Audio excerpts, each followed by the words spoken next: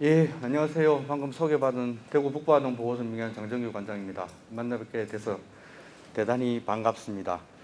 제가 오늘 교육 요청을 받고 혹시 저 한 7월 달에 대구시청에서 교육하실 때 오신 분 혹시 계십니까? 대구시청 한 7월 달에 그때 아동학대 예방 교육을 요청을 해서 제가 갔었는데 그때 가신 분은 오늘 교육 내용이 같으니까 점심 식사 후에 오셨으니까 잠깐 눈 감고 좀 생각하셔도 될 것 같습니다.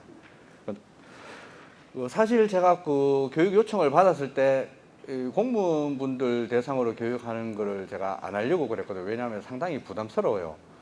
저보다 더 많이 알고 계시는데 제가 공무원분들 교육을 대상으로 이렇게 한다는 게 제 역량이 될까 이제 그런 많은 고민을 했었는데 오늘 어쨌든 뭐 이 자리에 서게 되었고요. 한 50분 가량 할 거고요. 또 교육은 또 일찍 맞춰 드려야 또 묘미가 있으니까 최대한 빨리 하고 맞춰 드리도록 하겠습니다. 저희 아동학대는 저희 누구나 알고 있는 내용입니다. 그래 제가 말씀을 드리면은 그건 그렇지라고 이제 다들 직감을 하실 거고 우리가 살아가면서 잠시 망각하고 살아갈 뿐이지 아동학대는 교육을 통해서 아는 게 아니라 알고 있는 건데 한 번 더 되새기는 입장에서 제가 오늘 교육을 할 거고요. 그래서 아동학대는 이게 이슈가 되고 대두가 된 게 이제 불과 한 15년 전부터 이제 이슈가 되고 대두가 되기 시작했는데 지금 너무 많은 이슈가 되다 보니까 이제 아동학대는 개인의 문제가 아니고 사회적 문제고 국가적 문제다. 이렇게 해서 지금 현 정부에 들어서서 시작했는 게 2019년도에 이제 포용국가 아동학대 정책을 발표를 했죠. 그 다음에 지금 변화되고 있는 게 아동학대 대응 체계가 이제 변화되고 있습니다.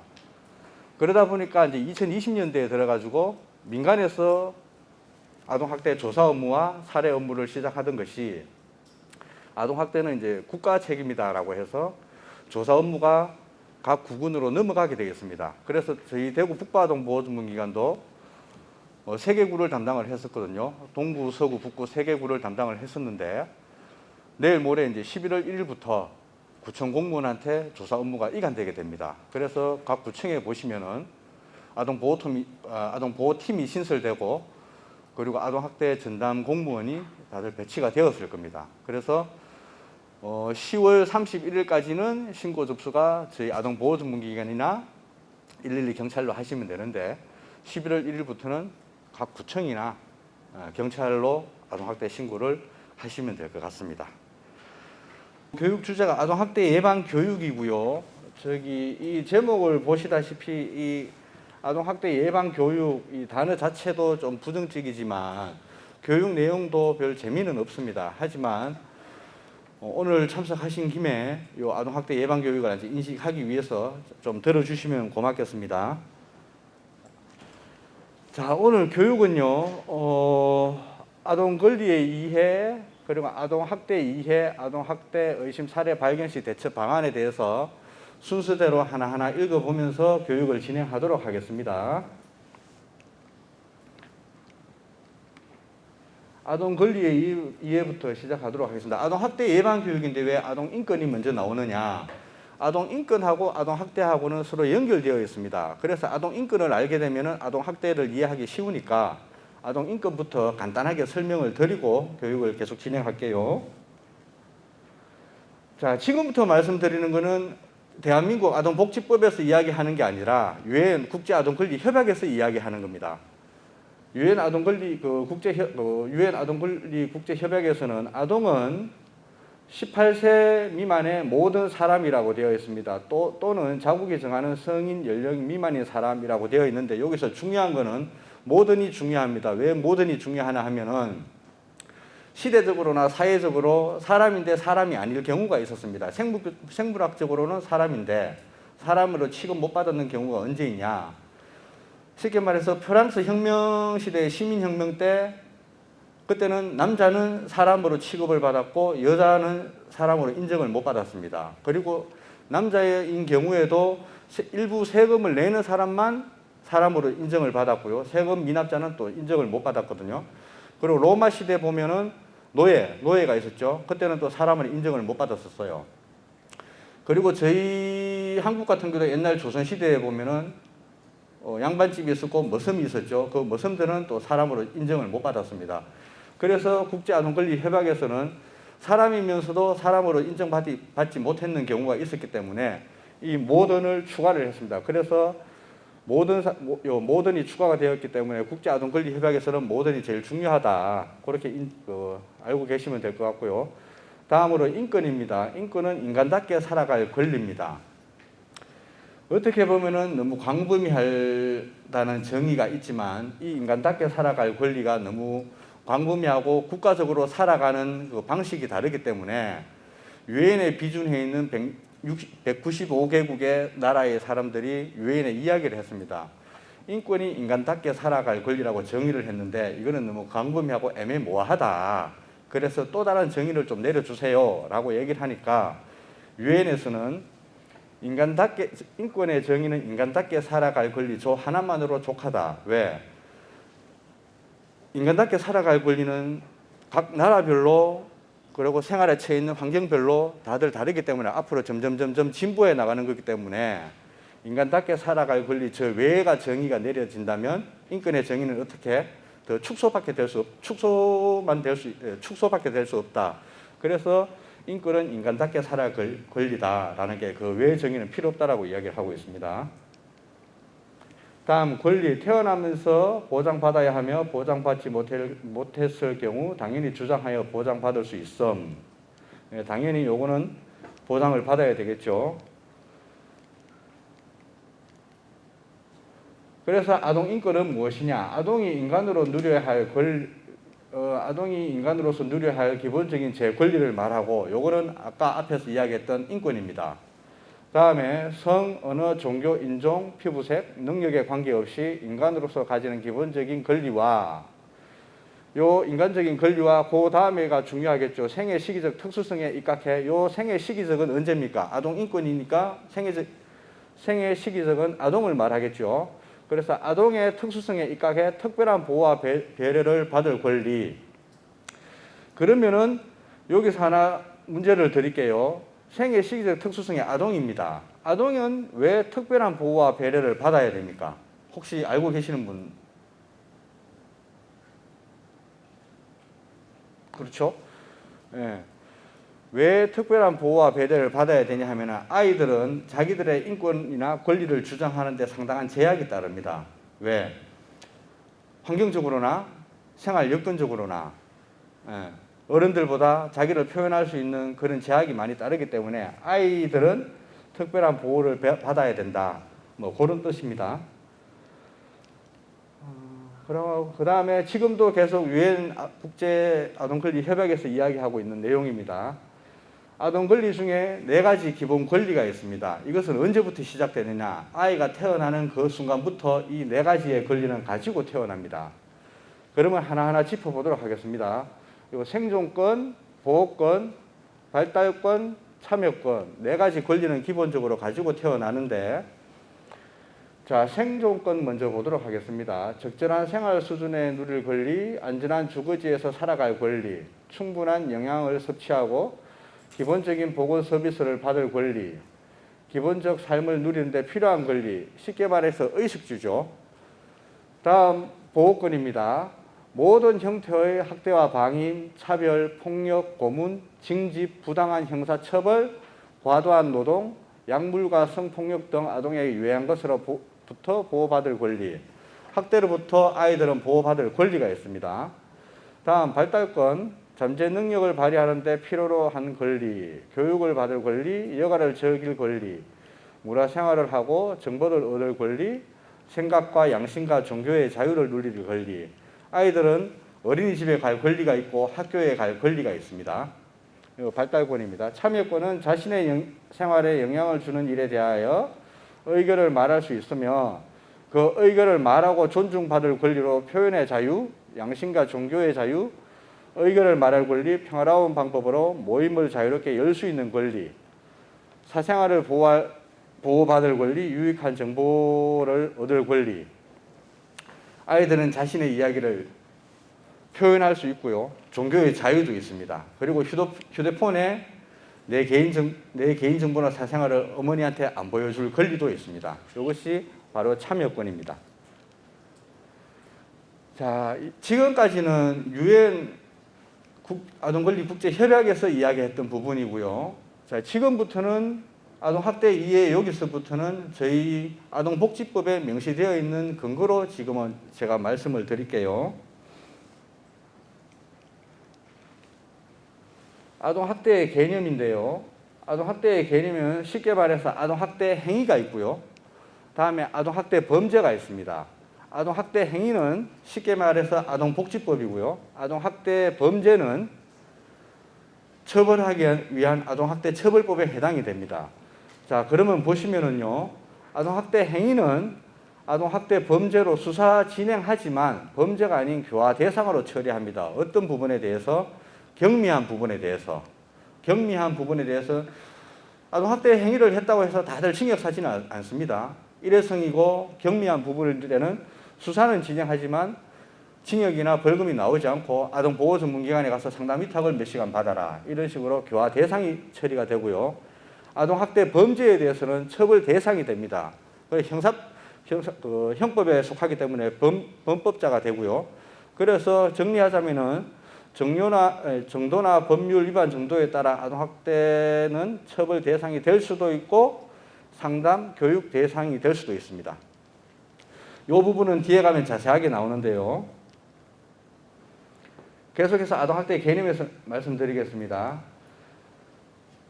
자, 아동학대란 처음에는 유엔에서 이야기했던 아동이고요. 지금은 아동복지법입니다. 아동복지법 3조에 보면은 아동은 18세 미만인 사람을 말합니다.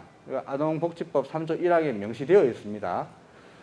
자, 그러면은 아동복지법 3조 7항에 보면은 자, 아동복지법에서는요, 보호자를 포함한 성인이 아동의 건강 또는 복지를 해치거나 정상적 발달을 저해할 수 있는 신체적, 정신적, 성적 폭력 행위나 가혹 행위를 하는 것과 아동의 보호자가 아동을 유기하거나 방임하는 것이라고 되어 있습니다.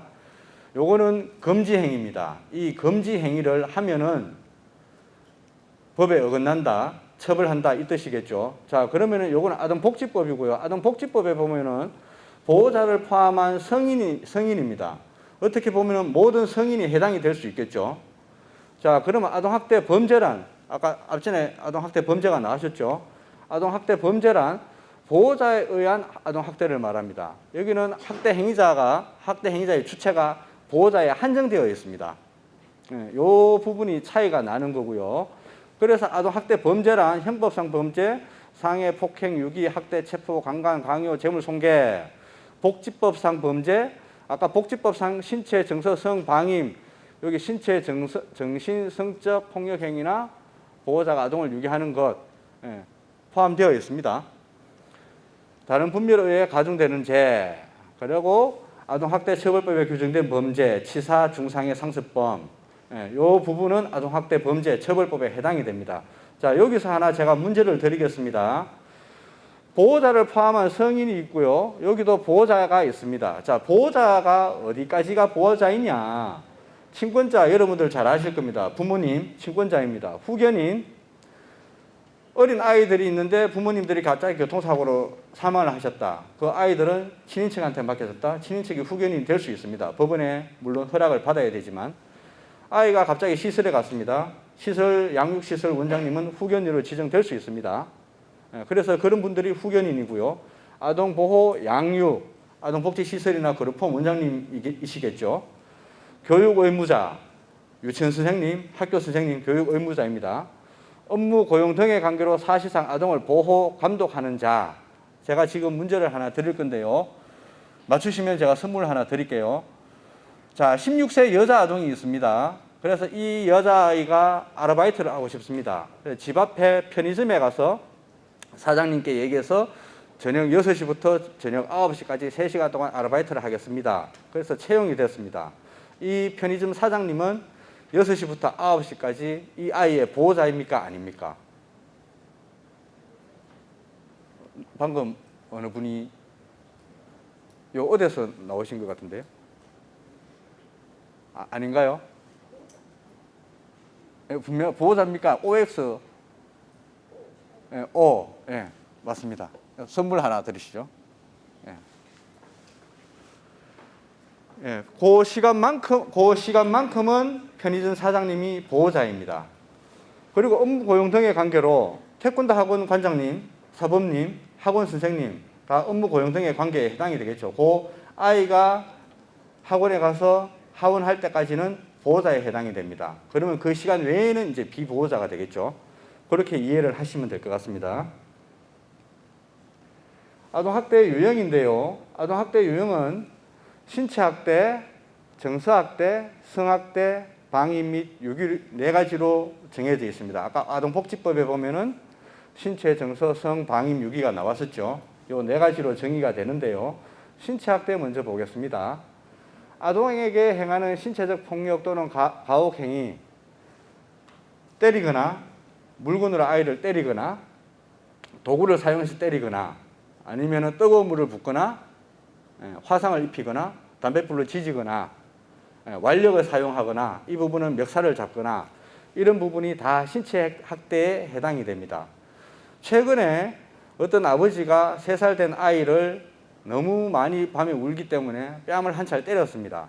근데 그게 신고가 접수가 되었고요. 법원에서 벌금 600만 원이 나왔습니다. 근데 여태까지 아이를 3살이니까 3년 동안 아이를 키우면서 딱 한 대 때렸는데 왜 그만큼 벌금 600만 원이 나왔느냐. 판사 판결문이 보면은 자기를 보호할 수 없는 능력 없는 아이를 뺨을 때렸다라는 게 너무 판사님 마음을 울렸겠죠. 그래서 방어 능력이 없는 아이를 때렸다라고 해서 벌금 600만 원이 나온 경우가 있습니다. 다음 정서학대 보겠습니다. 아동에게 행하는 언어적 폭력, 정서적 위협, 감금이나 억제, 기타 가학적인 행위, 언어적 폭력, 고함 지르고 욕설하는 거겠죠. 다음은 정서적 위협, 무서운 표정을 짓거나 위협하거나 때리려고 액션을 취하거나 어떤 가정에서는 흉기로 들고 조용하라고 흉기를 들고 겁을 주거나 모두 다 정서적 위협에 해당됩니다. 형제나 친구 등과 비교, 차별, 편애, 왕따시키는 행위, 정서적 학대에 해당이 되고요. 아동에게 비현실적인 기대 또는 강요를 하는 행위 또한 정서적 학대에 해당이 됩니다. 그리고 성학대, 아동을 대상으로 하는 모든 성적 행위,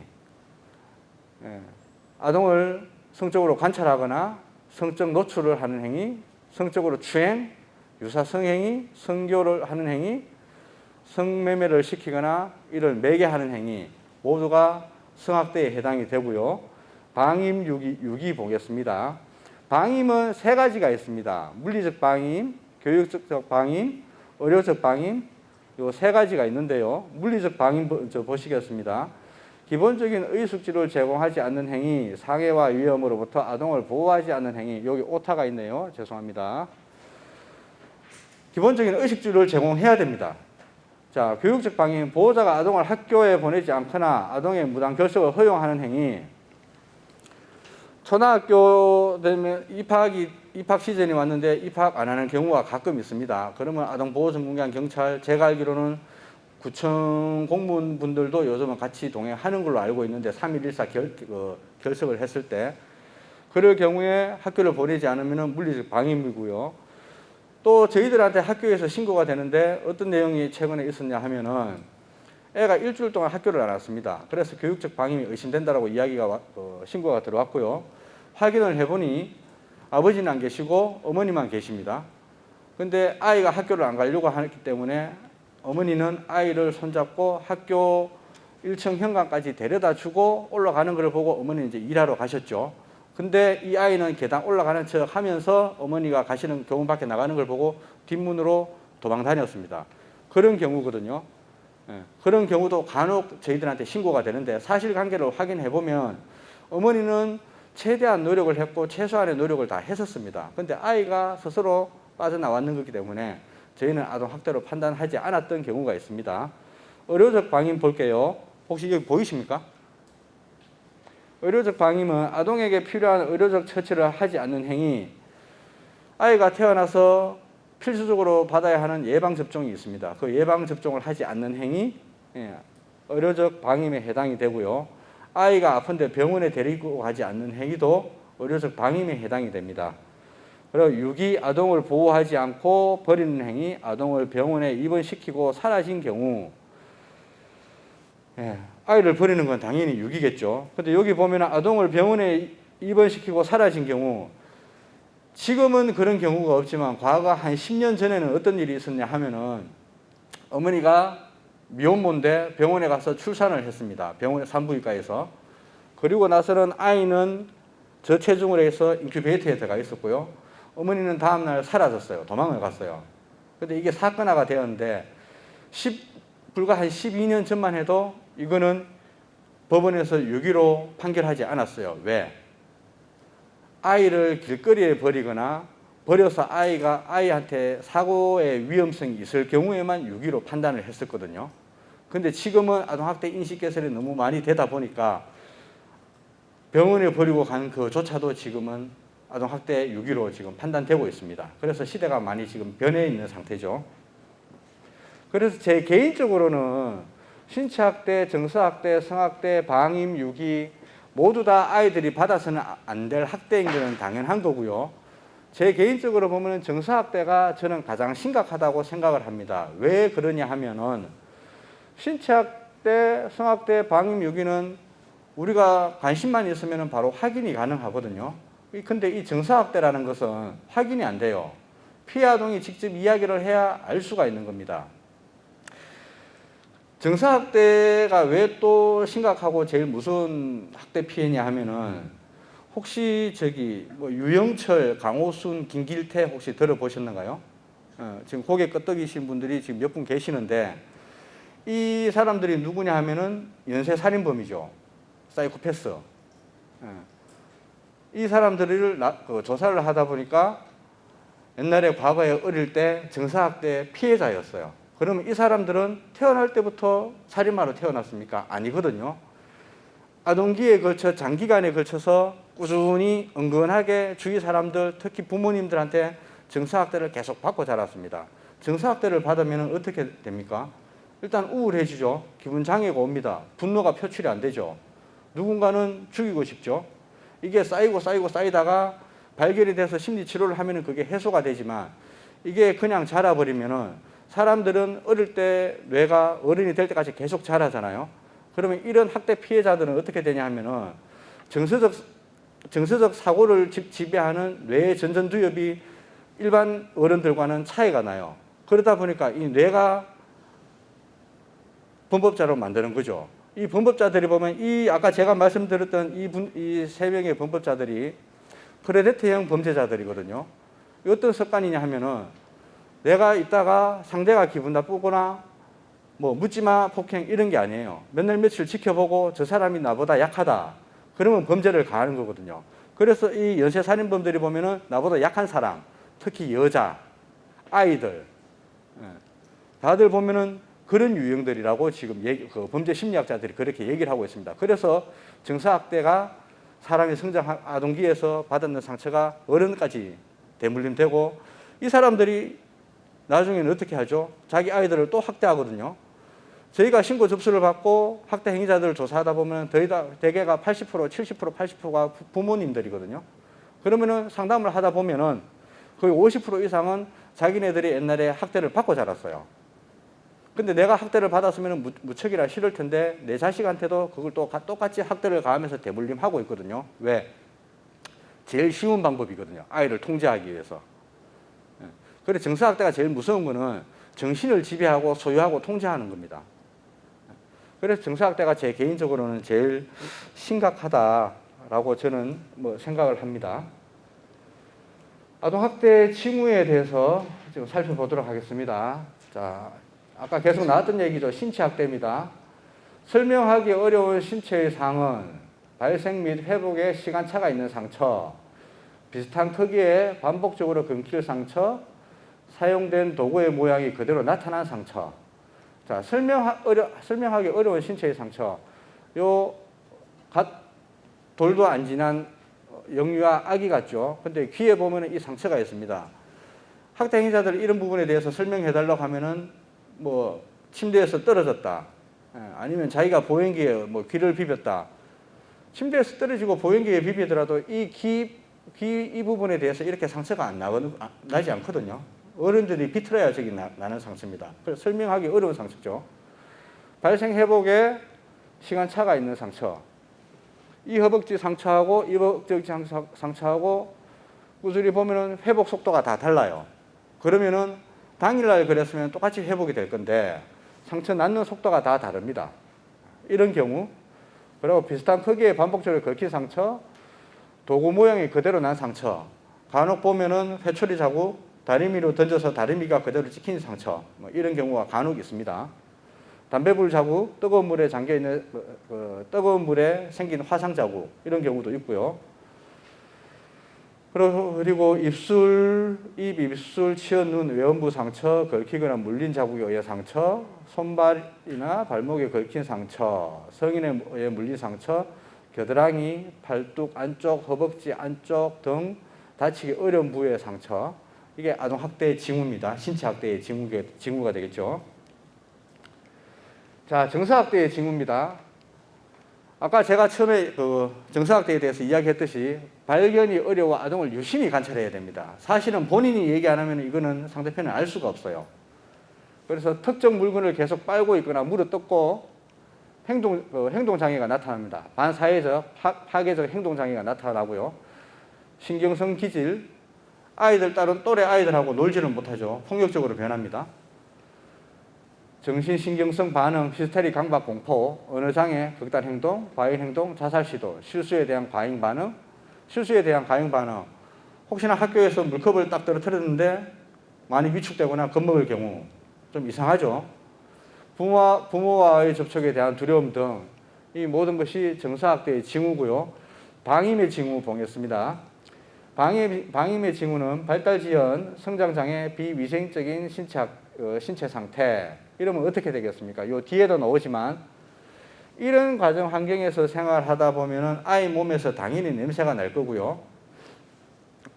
제가 가서 교육을 하다 보면은 요즘도 저런 가정이 있습니까? 라고 말씀을 하시는데 저희가 동구, 서구, 북구 3개 구를 담당을 했었는데 1년에 한두 건은 이런 가정이 지금도 있습니다. 그래서 분리를 하는 경우가 간혹 있고요. 계속 보겠습니다. 예방접종과 의학적 치료를 불이행으로 건강상태 불량, 아동애가 냄새가 나고 계절에 맞지 않는 옷차림을 입고 음식을 구걸하거나 비행 또는 훔치고 도벽이 있고요. 학교에 일찍 등교하고 집에 가기를 싫어합니다. 지속적인 피로 또는 불안정한 호소, 수업 중 조는 태도, 잦은 결석. 이런 경우가 방임을 의심해볼 만한 징후가 되겠습니다. 성학대의 징후죠. 나이에 맞지 않는 성적 행동, 해박하고 조숙한 성지식, 명백하게 성적인 묘사를 하는 그림들, 타인과 성적인 상호작용, 동물이나 장난감을 대상으로 하는 성적인 상호관계, 특정 유형의 사람들 또는 성에 대한 두려움, 제2세계 사로잡힌 자책 행동 보임, 섭식장애 등등 이런 행동이 나오는데요. 혹시나 생활을 하시다가 이런 증상이 있는 의심이 가는 아이가 혹시나 발견이 되면 성학대나 방임이나 성학대나 신체학대나 그런 경우에 같은 경우는 직접적으로 개입을 하면 되는데요. 혹시나 성학대 같은 경우에는 진술에 오염이 있으니 바로 112에 신고하시고 대구의료원의 해바라기 센터에 가서 진술을 받는 게 제일 중요합니다. 저희들이 성학대가 의심되나 안 되나 이거를 확인해 보기 위해서 너 누구한테 어떤 일이 있었니? 이거 자꾸 질문하다 보면은 아이들은요, 외압이 들어오면은 진술이 계속 번복이 돼요. 이거를 말하면은 괜히 사고 칠 것 같고 보호사한테 또 연락이 갈 것 같고 그런 마음의 두려움 때문에 계속 진술이 번복됩니다. 그러면 성학대 피해 아동이 분명히 성학대 받은 건 맞는데 조사하면서 계속 진술이 번복되다 보면 나중에 법원에서는 진술에 신빙성이 없다 해서 무혐의가 처리가 돼요. 그렇기 때문에 성학대 의심이 있을 때는 목욕도 시키지 말고 바로 112에 신고하시는 게 제일 좋고 빠른 방법입니다. 자, 아동학대 요인에 대해서 말씀드리겠는데요. 아동학대 요인은 부모 요인도 있고요. 아동 요인도 있고 가족이나 사회 요인도 있습니다. 어떤 경우는 이 복합적인 요인이 작용을 해서 아동학대가 발견되기도 하고요. 아니면 어느 하나에 초점이 되어 아동학대가 발견되기도 합니다. 그래서 부모 요인부터 보도록 하겠습니다. 일단은 부모의 미성숙, 자녀 양육에 관심이 없죠. 내가 낳았으면 이 아이를 잘 키우고 그런 애착이 있어야 되는데 그런 관심이 없습니다. 언젠가부터는 이 아이가 나한테 필요 없는 존재고 귀찮은 존재가 되죠. 그래서 부모의 미성숙, 지나친 기대, 아이 수준은 요거밖에 안 되는데 우리 아이가 학교에 가서 이만큼 해왔으면 좋겠다. 운동 능력은 이거밖에 안 되는데 이만큼 했으면 좋겠다. 그런 지나친 기대에 아이가 부응하지 못하면은 그것 또한 부모의 요인으로 아동학대가 발생될 수가 있습니다. 그리고 부모의 알코올, 약물 중독, 부모의 분노 조절 장애, 양육 지식 부족, 가정의 위기. 가정의 위기는 이혼이 제일 큰 원인이겠죠. 이런 요인으로 아동학대가 발생될 수 있는 요인이 발생되고요. 자, 그러면은 부모의 요인만 있느냐? 그건 아닙니다. 아동 요인도 분명히 있거든요. 기질적인 문제. 태어나면서부터 선천적으로나 후천적으로 병이 있을 때, 정신적인 병이 있을 때, 그리고 문제 행동, 아이가 도벽을 하고 일탈 행동하고 밖에 나가서 사고 치고 이런 문제 행동이 있을 수가 있죠. 그리고 발달이 늦은 아동. 발달이 늦은 아동은 왜 아동학대 요인이냐 하면은 손이 많이 가는 아이죠. 그러다 보면은 이런 아이는 어떻습니까? 부모님이 아이를 낳아서 발달이 늦어지면은 어떻게? 아이를 키우는 기쁨보다는 아이에 대한 부담이 생기겠죠. 그러니까 양육 스트레스 이런 부분으로 해서 아이 요인으로 해서 아동학대 발생 요인이 되고요. 또 가족 사회적 요인이 있습니다. 가족관계 문제, 부부싸움, 가정폭력, 부부싸움 노출도 요즘은 아동학대에 지금 해당이 되고요. 그리고 가족 구조의 문제. 가족 구조는 보수적으로 보면은 우리가 알고 있는 거는 부모님, 엄마, 아빠, 그 밑에 자녀, 이게 가장 보수적인 가족 구조입니다. 근데 요즘은 어떻습니까? 엄마, 아빠 있는데 엄마 두 분이 이혼을 했고요. 그 밑에 자녀가 있습니다. 그래서 아버지와 엄마가 생활하고 있고요. 근데 며칠 있다가 보니까 새엄마가 들어왔네. 새엄마가 들어왔는데 거기에 또 자식이 하나 딸려있네.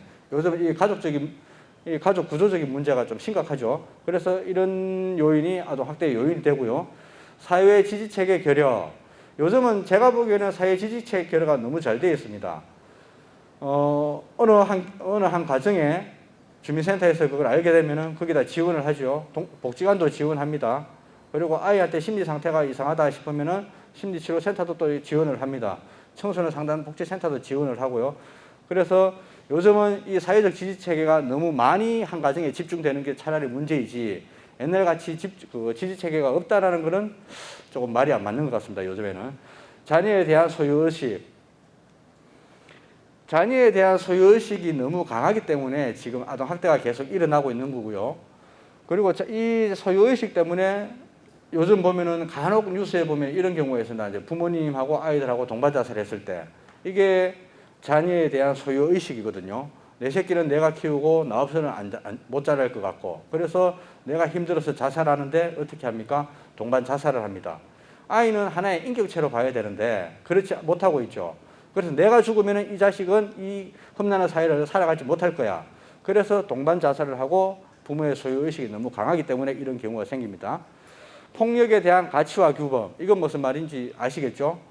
너는 맞을 짓을 했어.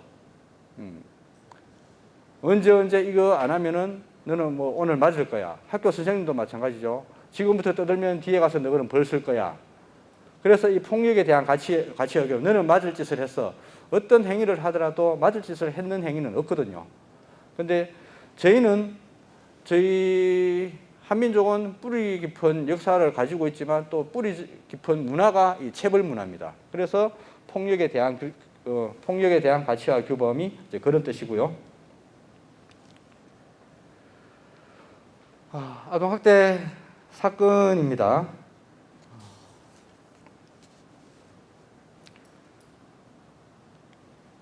아동학대 사건은 뭐 간단하게 넘어가도록 하겠습니다. 칠곡 계모 아동학대 사건 있었죠. 다들 아실 겁니다. 이쯤에 또 울산 계모 사건이 터졌죠. 그래서 아동학대 처벌법이 점점 강화가 되고 개정이 되었습니다. 요 칠곡 계모 사건을 모태로 했는 영화 어린 의뢰인 다들 보셨을 걸로 제가 알고 있는데요. 이 이야기 많은 사건들 중에 이 이야기 칠곡이니까 가까운 칠곡이니까 조금 짚고 넘어갈게요. 부모님이 계셨고 부모님이 이혼을 하셨습니다. 그리고 이 남매가 있었는데 이 남매는 누구랑 생활했죠? 고모랑 생활을 했습니다. 근데 어느 날 갑자기 아버지가 새엄마를 데리고 왔죠. 그래서 고모 집에 있던 두 남매를 자기 집으로 데려와서 양육하기 시작했는데요. 그때부터 학대가 계속 지속되었고요. 아동학대가 계속 지속되면서 신고가 저희가 알기로는 7번이 신고가 되었거든요. 그래서 경찰관이 가정에 출동했는 것만 해도 3번입니다. 이 남매들은 학교 선생님이나 아동보호전문기관이나 복지관에 수없이 자기네들이 학대를 받고 있다고 무언의 메시지를 보냈었죠. 근데 경찰, 아부전, 지역사회, 주민센터, 병원 어느 누구도 그 메시지를 제대로 알아듣지 못했거든요. 그래서 끝내 가정에서 남자아이가 남동생이 엄마한테 맞아서 장파열로 사망하게 됩니다. 장파열로 사망해서 외가는 모 병원에 가니까 아이는 이미 사망했죠. 그래서 경찰관들이 출동했을 거고요. 그 다음에 아이는 잠시 분류돼서 심리치료를 받고 있는데 그때 진술하기를 누나가 자기 동생을 때려서 죽였다고 하거든요. 왜? 하도 말을 안 듣길래 위에서 침대 밑에서 밟다 보니까 아이가 배가 불러서 죽었다 이렇게 진술했는데 처음에는 그걸로 사건이 종결됐었거든요. 사건 종결되다가 아이가 심리치료를 받으면서 약 6개월 후에 이 계모의 아동학대 사건이 그때 밝혀집니다. 아이가 심리치료를 받으면서 정서적 안정감을 되찾고 사실은 계모가 내 동생을 때려 죽였다라고 그때 진술했죠. 그래서 사건은 2013년도에 일어났지만 이게 밝혀진 게 2014년입니다.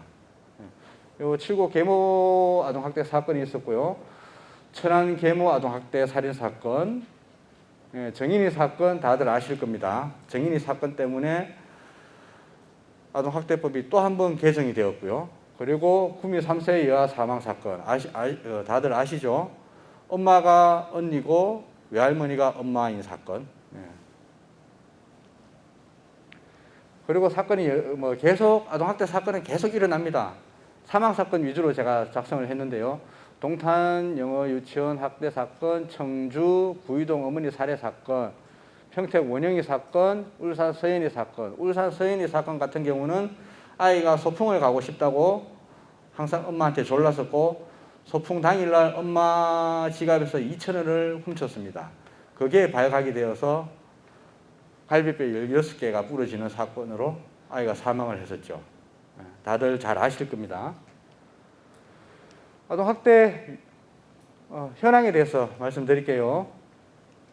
자, 아동학대 행위자와 피해아동의 관계를 보시면 부모가 75%입니다. 그래서 아까 아동학대 처벌법에 보면은 보호자에 의한 학대를 처벌하는 걸로 되어 있죠. 왜? 학대 행위자가 75%가 부모거든요.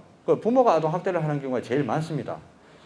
부모가 75%고 대리 양육자 16%, 친인척 4.4%, 타인 2.2%, 타인이면 보호자가 아닌 비보호자이겠죠. 그리고 기타가 1.2%입니다. 아동학대 사례 유형을 보시면은요, 성학대,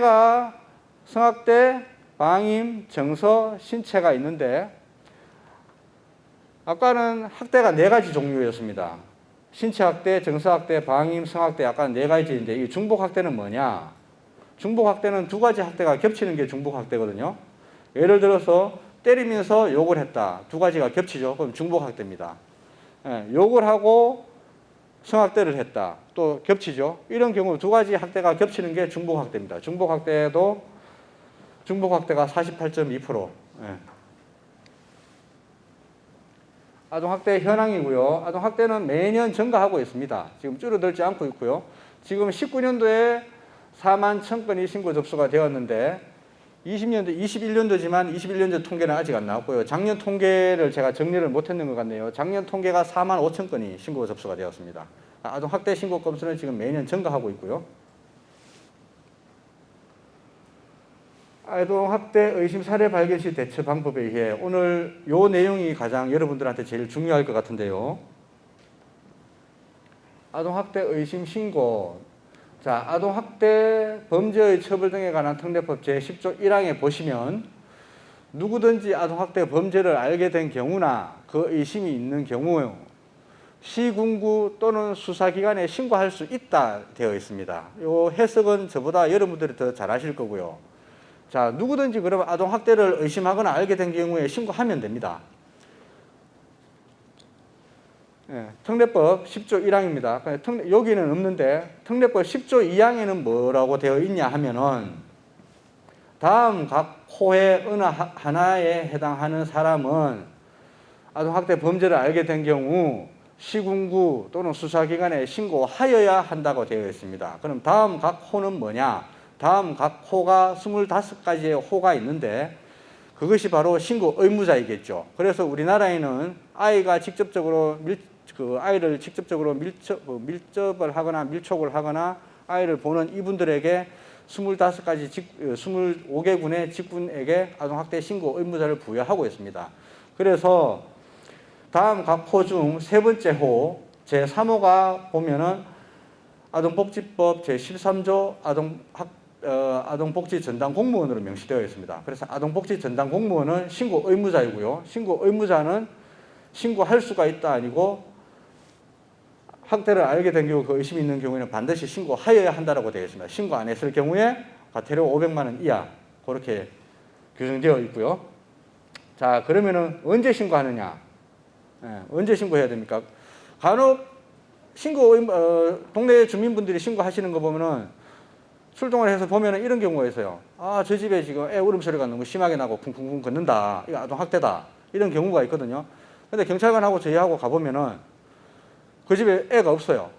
노부부가 살면서 애완견 한 마리만 있거든요. 그런 경우도 가끔 있고요. 악의적으로 신고하는 경우도 있습니다. 저 집하고 우리 집하고 사이가 안 좋기 때문에. 그런 경우도 가끔 있어요. 근데 가보면은 전혀 아동학대가 일어나지 않았어요. 근데 그렇게 악의적으로 신고를 하시면 안 되고 아이의 울음소리, 비명, 신음소리가 계속되거나 아니면 지나가던 아이 아니면 동사무소에서 근무하시면서 자주 오는 동네 아이를 봤을 때 상처가 있다거나 갑자기 우울하다거나 뭐 그런 경우 깨끗한 옷을 못 입고 있다거나 자주 결석한다거나 학교 선생님이 이걸 잘 보시겠죠. 자주 결석한다거나 나이에 맞지 않는 성적 행동을 한다거나 이렇게 뚜렷하게 의심이 있는 경우에 신고하셔야 됩니다. 그렇다고 해서 옆집에 계속 몇 날 며칠 지금 아이가 3시간째 울고 있는데 아 저거는 뭐 아닐 거야 또 그렇게 해서는 안 되죠. 그러면 또 의심만 있는 경우도 신고하시면 되고요. 신고를 하실 때 이런 경우에는 좀 신고를 해 주십사. 신고하실 때 조금의 확인은 필요하다는 뜻입니다. 그럼 무엇을 신고해야 됩니까? 자, 신고자의 이름, 연락처, 아동 이름, 성별, 나이, 주소, 학대 행위자로 의심되는 사람의 이름, 성별, 나이, 주소, 아동 위험에 처해 있거나 학대를 받고 있다고 믿고 있는 이유, 이 정도는 파악을 해 주실 수가 있고요. 혹시나 이 파악이 안 되면 112로 그냥 일단은 신고를 하시면 되는데 악의적으로 신고를 하시는 건 곤란하다. 그럼 어떻게 신고를 하느냐? 시군구에 신고하시면 서로가 지금 불편한 입장이잖아요. 그래서 112로 신고하시면 됩니다. 112로 신고를 하시면 되고요. 그러면 신고했는데 보복은 없겠느냐? 그 두려움이 많이 있을 건데요. 처벌법에 보면은 신고자의 신분은 아동학대 범죄 처벌 등에 관한 특례법 10조 26조에 보장이 됩니다. 그래서 경찰에 신고를 하셔도 누가 신고를 했는지 그쪽 행위자한테 절대 비밀을 누설하지 않으니까 안심하고 신고를 해 주시면 됩니다.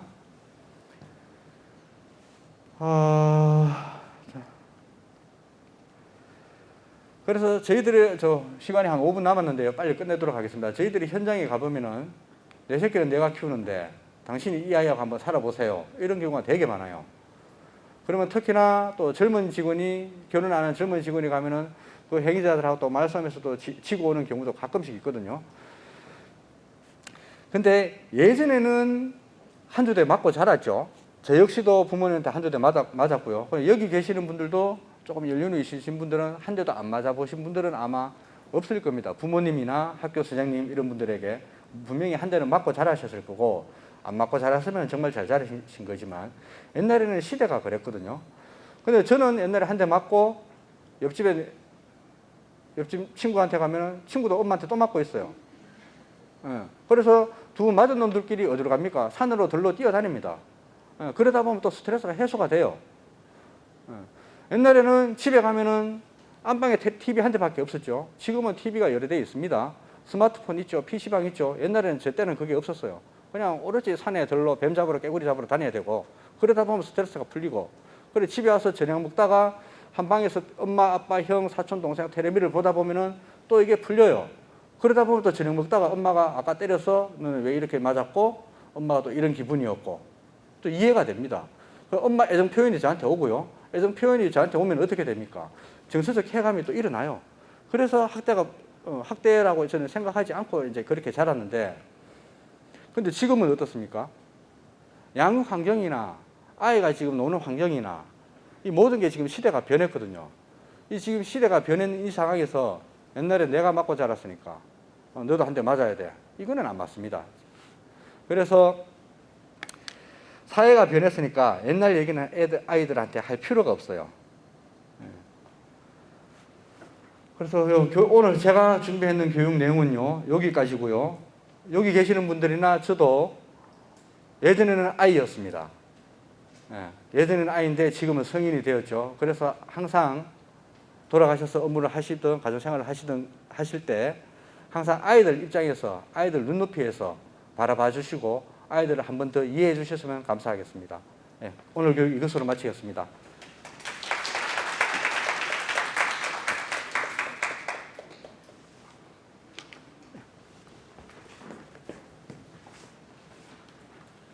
오늘 교육해 주신 대구 북부